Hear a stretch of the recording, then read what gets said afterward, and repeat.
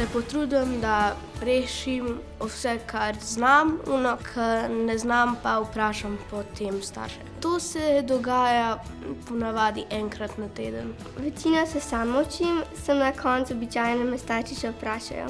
Učno snov, ki bo spraševala učiteljica. Pomoč rabim, večino pri matematiki. Družba pa naravoslovje. Včasih pa tudi vprašam, če smo imeli kaj za gospodinjstvo. In pol mi ona razloži, še kaj po učbeniku pogleda. Naloge in teste imam vse sama pod kontrolo, imam tablo, kjer imam vse zapisano ocenjevanja, kaj sem imela za domačo nalogo in pa če pozabim, pogledam na tablo in vidim. Moji starši mi pomagajo velikokrat pri šoli, zato ker sem se preselil in se jim je malo bolj težko pri slovenščini, mi velikokrat pomagajo. To mi je všeč, ki poje lahko se bolj pripravim za teste. Pri plakatih mi starši včasih tudi kaj pomagajo.